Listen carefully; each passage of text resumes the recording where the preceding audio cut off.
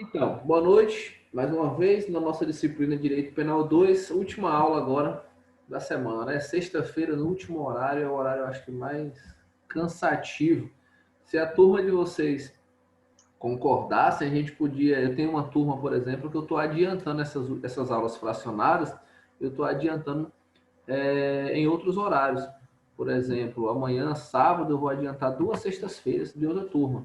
Eles têm uma única aula só. Aí amanhã eu vou adiantar 2 horas de aula, que vai equivaler a duas sextas-feiras, entendeu? Que aí não precisa ficar até tarde aí na sexta-feira aguardando. Mas isso aí a gente tem que negociar tudo certinho, ver se o povo tem interesse. Jamile, você está me ouvindo? Tô, prof. Bacana. É porque eu não consegui ver você aqui, porque eu estou compartilhando na tela. Pessoal, finalizada a parte principiológica, ó, já melhorou, estou mais alegre, esse dia estava bem batidazinho. Finalizamos a parte principiológica na semana passada, né? Porque a administração até não teve como vir, né? Teve a situação aí dos colegas dele aí, mas eu acho que ele assistiu a aula. O que que acontece? Nós agora vamos começar a trabalhar as penas em espécie e algumas regras que são aplicáveis a essas penas. Então, de início, tá? Quem não acompanhou a primeira aula, eu falei sobre isso aqui. Lembra que eu te falei que o nosso ordenamento jurídico é o sistema de cumprimento de pena, um sistema progressivo, ou a gente vai sair do mais gravoso para o menos gravoso? Bacana, isso aí nós falamos. Quais são os regimes que o Brasil tem? Agora eu preciso trabalhar com você com a lei, então eu coloquei aí. Quais são os regimes que o Brasil tem? O Brasil tem o regime fechado, o regime semiaberto e o regime aberto. Tranquilo. Professor, onde é que se cumpre a pena do regime fechado? Pô, essa questão aí é de graça na prova, nem coloco para tu não tirar onda comigo. Onde é que se cumpre o regime fechado? No estabelecimento de segurança máxima ou segurança média, nas unidades penitenciárias. Regime semiaberto. Aqui começa a ter um pequeno detalhezinho aqui. Só onde é que se cumpre o regime semiaberto? Olha, o regime semiaberto, ele tem cumprimento nas colônias penais agrícolas ou colônias industriais ou em algum outro estabelecimento similar. Eu não sei se vocês gostam de futebol, eu particularmente até jogo bola, mas não entendo nada de futebol. Mas não sei se vocês lembram, por exemplo, naquele caso do goleiro Bruno, né? O goleiro Bruno ele foi condenado. E aí, por último, agora, eu acredito que ele agora já está até no aberto, não estou acompanhando direito o caso. Mas eu me lembro que há uns 2 anos atrás, ele fez uma entrevista para conseguir justamente a progressão para uma colônia agrícola, para uma colônia onde ele iria trabalhar.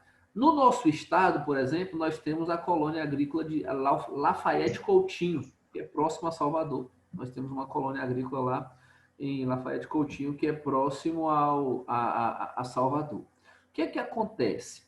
Na ausência dessas colônias agrícolas ou desses parques industriais, que são chamados parques industriais, o Estado ele deverá fornecer algum outro local para que o condenado cumpra a sua pena no regime semiaberto. O que é muito comum de acontecer? E aqui talvez algumas pessoas não compreendam, ficam na dúvida. Na prática, gente, na prática, acontece o seguinte: muitas vezes o cidadão está no regime aberto, semiaberto, e ele já fica direto na rua, entendeu? Alguns lugares não tem essas colônias, não tem esses locais para que o agente fique. O que que acontece? Vai acontecer a seguinte situação. Você quiser anotar, anote. Guilherme, você está sorrindo é para mim, de mim ou de outra coisa que você está fazendo durante a aula? Deve ser de outra coisa, que nem ouvi, ele ouviu, né? Então, vamos lá. O que que acontece?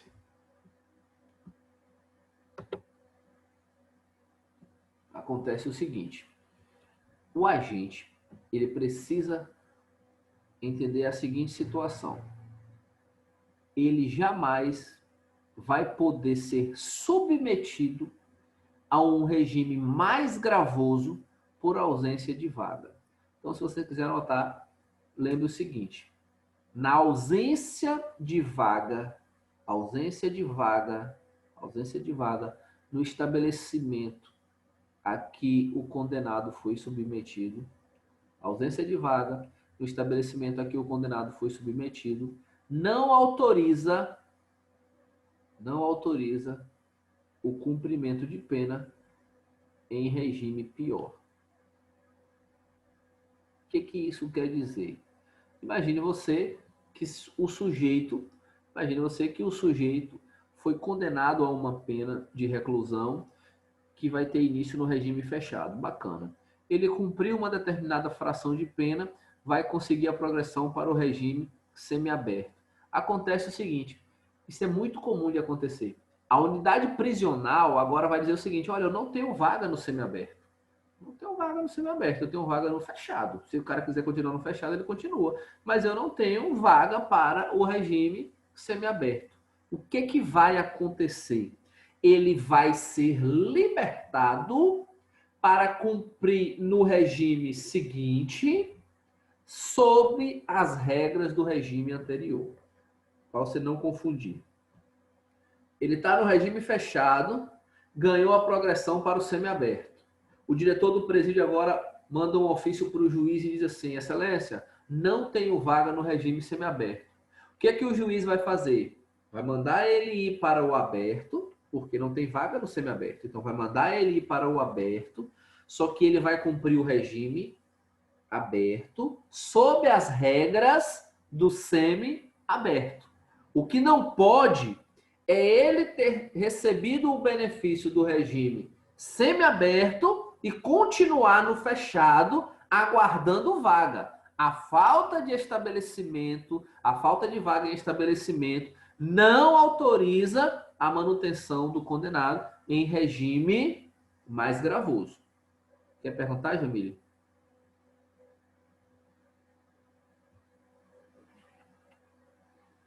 O Guilherme está assistindo o jogo, fazendo qualquer coisa, menos a aula.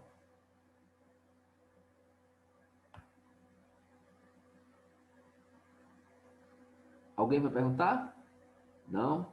Bacana. Então vamos lá. Fala, Demício. Não? Não, só para deixar, eu estou sozinho aqui, só para deixar aberto se caso eu tiver alguma dúvida, mas eu entendi completamente o que o senhor quis dizer. Pronto. Então, vamos avançando aqui. E onde é que se cumpre o regime aberto? A linha A diz: regime aberto é a execução da pena em casa de albergado ou estabelecimento adequado. Se alguém souber onde tem uma casa de albergado por aí, me avisa para eu poder conhecer e saber como é que é, tá? E aí eu me recordo que em determinado tempo eu estava dando aula sobre essa matéria, eu falei bem assim: olha, se alguém souber onde é que tem uma casa de albergado, minha vida, porque não existe, entendeu? Tem na lei, mas na prática mesmo não existe. Aí um aluno falou bem assim: oxe, professor, Itamaraju tem. Lá na 5 de outubro, Itamaraju tem. O que é que Itamaraju tem? Itamaraju tem um local chamado albergue para as pessoas que estão de passagem. Então, é o albergue de passagem. O cidadão que está viajando por aí e não tem lugar de ficar, ou até aqueles moradores de rua, Itamaraju tem, lá no 5 de outubro, um local chamado albergue de passagem. E o cara acredita... E, na verdade, é onde fica a maioria do pessoal da CAPES. Da CAPES, né? Aí. Mas pelo menos Itamaraju tem lugar que nem tem. Aí o que acontece? Aí o menino falou assim: não, você Itamaraju tem, lógico que tem. E ainda deu o endereço. Então, assim, essa situação lá, que tem lá na 5 de outubro, é um albergue onde ficam algumas pessoas, mas que não tem relacionamento nenhum com o regime aberto. O que seria essa casa de albergado ou estabelecimento adequado? Essa casa de albergado deveria ser um local. Você ia falar alguma coisa, Lorena? Não? Tá. Essa casa de albergado deveria ser um local onde o condenado no regime aberto deveria passar um momento para fazer cursos profissionalizantes, para poder aprender alguma situação. Imagine você que ele cometeu um crime, por exemplo, de violência doméstica, era ali que ele ia fazer cursos para saber, entendeu? Palestras, para ele poder saber que não pode bater em mulher. É ali que ele vai começar a ter ideia do que ele precisa fazer para mudar de vida. Isso não existe. Professor, o que existe na prática? Na prática, meu filho, quando chega o regime aberto, o cara vai para casa, e é para casa dele, vai para casa dele, vai mensalmente no fórum assinar para comprovar o que ele está fazendo, e em alguns casos, quando o juiz, em alguns casos, quando o juiz é muito exigente e é bem rigoroso, o que é que o juiz faz? Manda ele para casa e limita ele a fazer alguma coisa no final de semana, coloca ele para poder participar de algumas reuniões de organizações não governamentais, para poder saber de algumas coisas. São isso aí que costuma acontecer na prática. O que eu quero que você compreenda é aquilo que eu te falei, que é o que mais cai na prova. Se não tiver vaga, não pode colocar ele em regime pior. Não tem vaga, coloca sempre no melhor, mas não pode manter no pior. Então, se ele ganhou a progressão para o semiaberto e não tiver vaga, manda logo para o aberto. Mas não pode deixar no fechado, aguardando ele simplesmente arrumar a vaga. Isso não existe. O que também não pode acontecer? Pergunte. Ô, professor, mas na prática isso acontece mesmo ou na maioria das vezes eles acabam deixando o pessoal no fechado? Na prática, eu vou te contar o que o bandido faz. Na prática, o bandido tem arte do satanás. Né? Na prática, muitos deles conseguem a progressão e não querem progredir para o semiaberto. Por que eles não querem sair do fechado para ir para o semiaberto?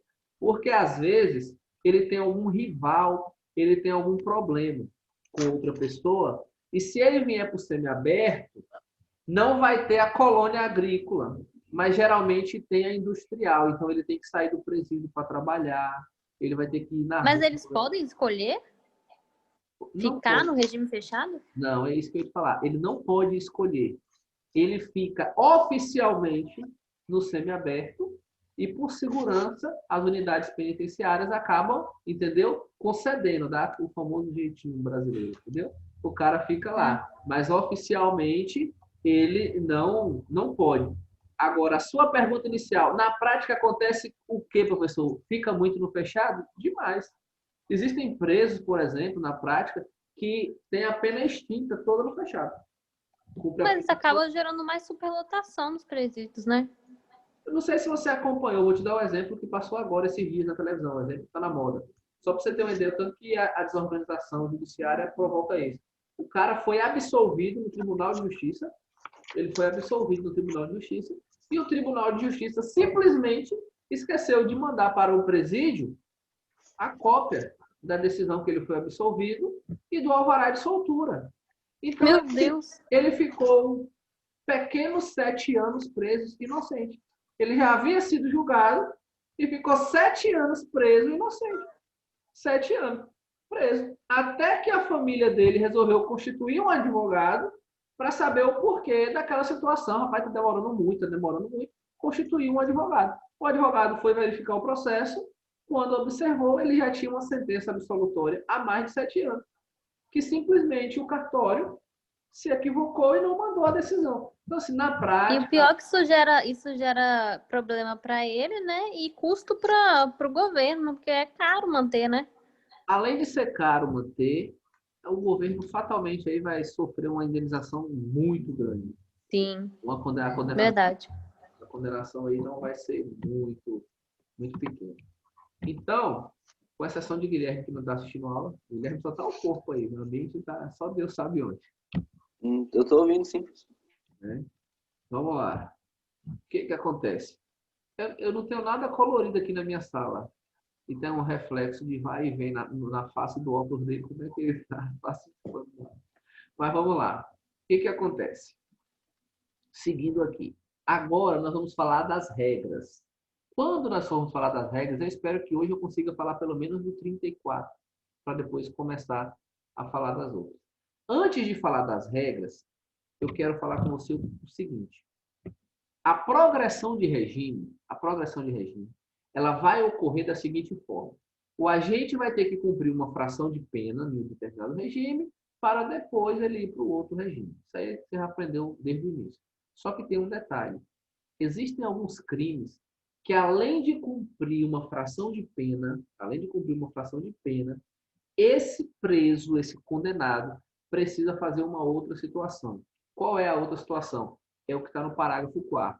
Aquele cidadão que for condenado por crime contra a administração pública, ele terá a progressão de regime condicionada à reparação do dano que causou ou à devolução do valor com os acréscimos legais.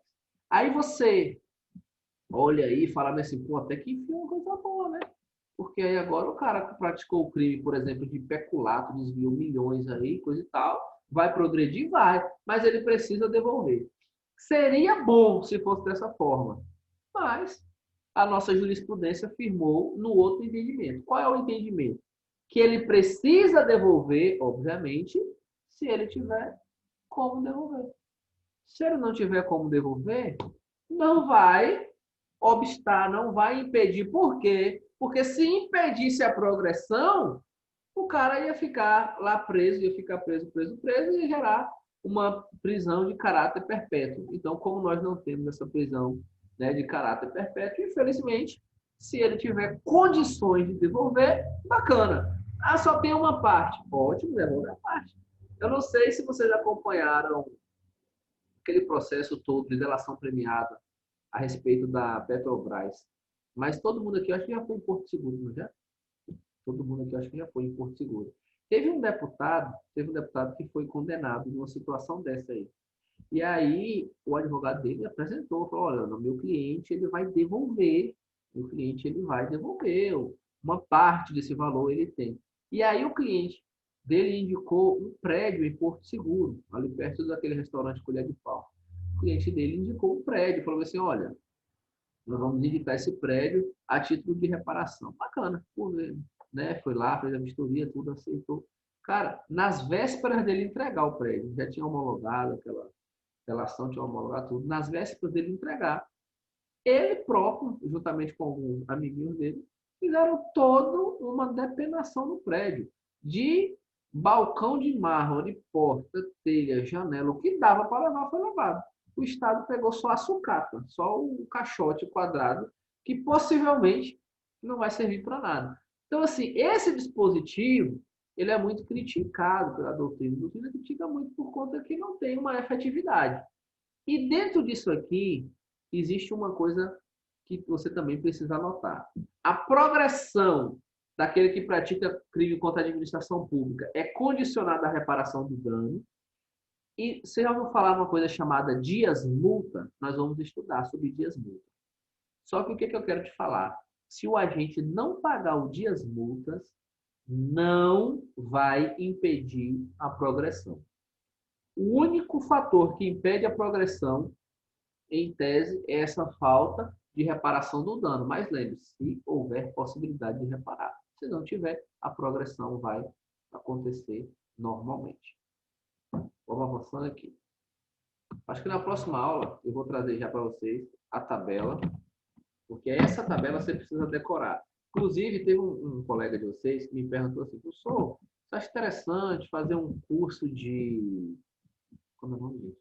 Um curso de execução penal? Falei, olha, é desnecessário. Nós vamos utilizar algumas coisas só da lei de execução penal. Mas se você tiver com tempo, sem querer fazer nada, igual assim, Jamile, que nem está trabalhando por causa da pandemia, não está fazendo nada, pode fazer o curso. Então vamos lá, que eu sei que está trabalhando aqui só é Lorena. A prefeitura não para, então a Lorena está trabalhando. A prefeitura não pode parar, tem que ficar o dia todo editando decreto.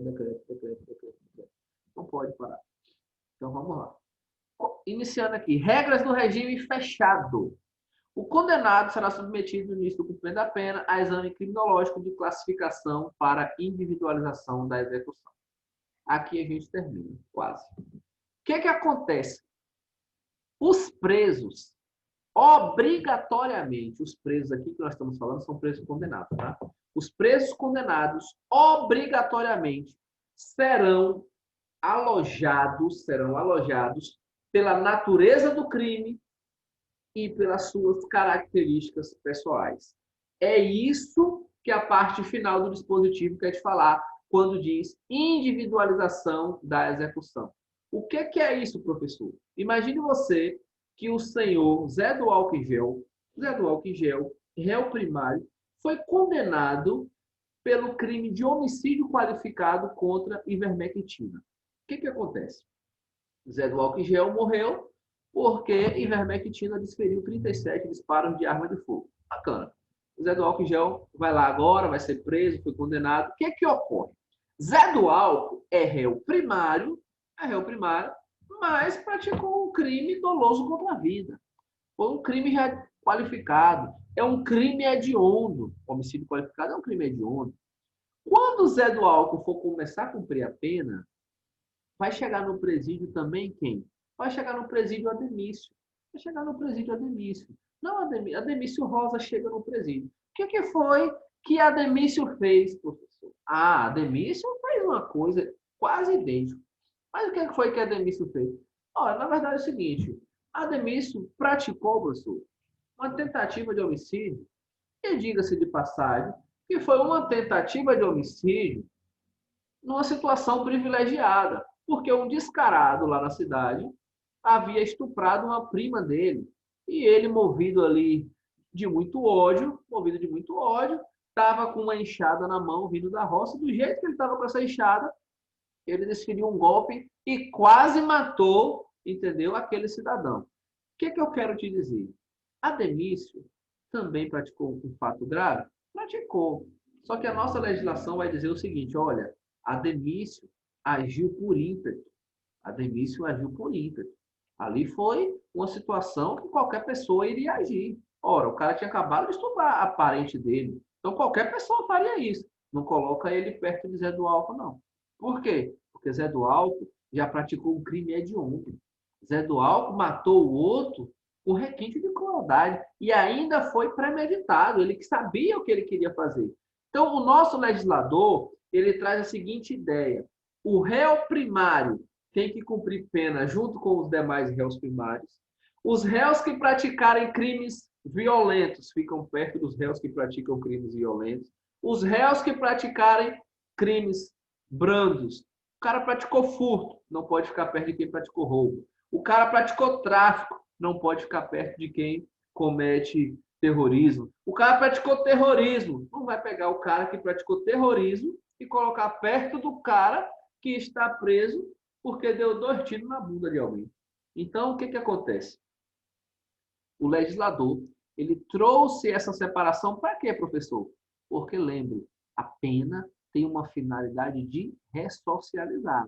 Em tese, o cidadão vai preso para pagar aquele mal que ele fez e também ser recuperado. Então, se é para ele ser recuperado, ele precisa estar perto de pessoas que vão ajudá-lo a se recuperar. Antes que Lorena fale bem assim, professor, como é na prática? Acontece isso? Alguém sabe a resposta? Na prática é assim? Não. Tudo junto e misturado. Na prática, eu vou te dar uma ideia de como é que funciona. Na prática, o Estado finge que toma conta e os presos fingem que obedecem. Essa é a realidade. Vou te contar uma ideia de um presídio que eu vou sempre. Existe uma unidade penitenciária por aqui, onde existem mais de 500 presos, e que são vistoriados por 70 agentes por plantão. Então, veja a proporção. 500 presos para 70 agentes de plantão. Imagine você que esses 70, nem todos estão efetivamente ligados direto à segurança. Tem um pessoal do administrativo, tem um pessoal da diretoria. A galera que sobra mesmo para massa, para poder ter o contato com o preso, é basicamente 30, 40, a pulso. Imagine, 40 homens para tomar conta de 500. Ou seja, o Estado faz que toma conta e o preso obedece. Tanto é que é assim que quando eles querem estourar a rebelião estoura e só para na hora que eles querem. Existem algumas unidades penitenciárias que adotam a seguinte medida. Veja o que o artigo diz no regime fechado. Que o condenado será submetido ao exame e vai ser classificado na individualização da pena. Bacana. Uma coisa que eu acho que você talvez não sabia. Todo condenado, antes de ingressar ao sistema prisional, ele passa de uma sala, ele vai ser entrevistado, sabe para quê? Para saber a qual facção ele pertence. Veja que o poder do Estado agora vai ser mitigado. O poder estatal não é absoluto. Ora, o Estado tinha simplesmente que adotar a lei e falar assim, não, você praticou crime, vamos dizer, é crime hediondo, fica com a galera do crime hediondo. Ah, é crime que não é hediondo, é primário, fica com esse povo primário que não é hediondo. Só que o Estado vai se submeter ao poder paralelo para quê? Para manter a ordem. Porque, por exemplo, pegue um preso da Passarela do Alto, ali de Porto Seguro, e coloque ele junto com um preso lá do Mirante para você ver. Como dizem os bandidos, a cadeia vira. Acabou. A cadeia vira. É rebelião, é morte, é esquartejamento, é tudo. Então, essa separação, essa individualização, ela vai desde o crime que o agente praticou até a sua classificação social. Vai desde a natureza do crime, se foi um crime muito grave, se não foi, até a sua classificação social. O que seria essa classificação social? A que organização ele pertence? Que bairro que ele é? A que facção você pertence? Itabuna, por exemplo, tem a questão do raio A e do raio B. Itabuna, quem é do raio A, se passar na porta do pavilhão do raio B, está morto. Se o pessoal conseguir pegar, morre na hora. Então, assim, essa individualização, como diz Lorena, perguntar, na prática acontece? Infelizmente. Na prática, ela tem que acontecer. Ou acontece, ou a carnificina ocorre de forma solta. Ou tomam conta, ou ocorre de forma solta. Agora, para fins de prova, se alguém lhe perguntar se a pena é individualizada, você bota lá que sim, a pena é cumprida de forma individualizada, os meninos não aprendem nada com ninguém. Se você chegar algum dia, por exemplo, aí no presídio de Teixeira de Freitas, você vai ver alguns presos que não vão estar com o uniforme do presídio. Ele vai estar só ali na frente, fazendo uma limpeza, alguma coisa ali, e corre até um risco de você falar para você, poxa, que carinha bonito, nem parece. E necessariamente ele não vai ser um preso perigoso. Geralmente são os presos de pensão alimentícia. Não coloca de forma nenhuma o cara de pensão alimentícia lá dentro. Nem perto da galera primária. Nem perto da galera primária. Por quê? Justamente para evitar o contato. Qual é a crítica que é feita nesse artigo de individualização da execução? Alguém sabe? Alguém que lê muito e quer comentar? Não? Vou colocar, vou te dizer qual é a crítica. Lorena, chuta. Vou te fazer outra pergunta e você vai saber. Todo mundo vai saber. Existe vaga suficiente nas unidades penitenciárias do Brasil? O grande problema do Brasil hoje é o quê? Superlotação carcerária. A superlotação do presídio hoje é terrível. O Brasil tem a quarta, se eu não estiver enganado, é a quarta maior população carcerária do mundo. É a quarta, é isso, acho que é isso mesmo. Hoje nós estamos no quarto aí. É a quarta maior população carcerária do mundo. É aquela unidade penitenciária, aquela cela que nós vamos ver nas próximas aulas, que vai falar que tem que ter 6 metros quadrados e um lavatório, e o preso tem que ficar individual. A cela é daquele tamanho. Só que é uma cela dessa para 20. E não como a lei de execuções penais vão falar. A lei de execução penal vai falar que é 1, entendeu? Agora, isso funciona no Brasil, professor? Funciona nos presídios federais. Os presídios federais são dessa forma. O RDD, que nós vamos estudar o regime disciplinar diferenciado. Agora, essas unidades penitenciárias aqui, do Baixo Sul aqui, é terrível. Por isso que o povo está, inclusive isso vai ser tema de trabalho de vocês, né? Privatização das unidades penitenciárias. Por isso que a palavra do momento é essa. Né? Eu acho que vocês até já falaram sobre isso já no primeiro semestre, em algum trabalho. Não sei se eu fiz da turma de vocês, mas eu acho que já. Não fiz? Não, eu acho que o senhor deu a opção, mas ninguém escolheu essa daí, não. Pois é. Então, o que acontece? Eu não vou cansar vocês, está todo mundo morrendo, tá? Todo mundo cansado. Eu tenho que fazer a chamada. Eu sei que o Lorena está aí morrendo. Professor, Oi. deixa eu fazer uma pergunta. Com relação para o preso, o acusado que tem um nível elevado, um nível superior, ele também é tratado diferenciado, como a presídio federal, por exemplo, num Rapaz, presídio simples. eu vou te contar o que aconteceu. A lei diz que você que tem nível superior tem uma prisão em cela especial, não é isso? A lei fala isso. O que é que ocorre? Você não vai ficar próximo aos outros presos, não vai ficar próximo aos outros presos no início. Depois você acaba ficando. Por exemplo, se a unidade penitenciária não tiver local adequado para te colocar, eles vão providenciar. Vou te dar o exemplo do advogado. O advogado diz que ele tem direito a uma sala chamada Sala de Estado Maior. Sala de Estado Maior. O advogado tem direito à Sala de Estado Maior. Quase presídio nenhum tem. O que é que fazem? Eles fazem uma adaptação, entendeu? Fazem uma adaptação. Pegam uma outra cela, a única diferença é essa. Pega uma outra cela, coloca lá uma camazinha, você vai ficar sozinho e vai ter uma placa na porta assim, cela especial. E é o que costuma acontecer na prática. A lei diz que é uma cela especial, mas na prática acontece isso. E o interessante, imagine que foi você, aí depois vem Lorena, depois vem Jamile e depois vem Guilherme. Tudo que tem direito à série especial, vai tudo para lá. Então, vai chegando e vai entulhando, vai empurrando para lá. Não é série especial, vai empurrando. Aí a mídia mostra para a gente que na prática, em algumas situações, ocorrem situações diferenciadas. Né? Por exemplo, alguns dos nossos deputados que estão presos, né, deveriam estar em penitenciárias, mas permanecem em delegacias. Permanecem em delegacias, recebendo um tratamento tranquilo. Mas, respondendo objetivamente a pergunta de Ademir, tem tratamento diferenciado? Tem. A lei diz que tem. Na prática é outro seguinte, entendeu? Mas a lei diz que tem. Eu vou fazer a chamada, vou salvar essa aula e vou publicar, porque o programa já disse que faltam só 7 minutos aqui. Ademício está aí, né? Aline.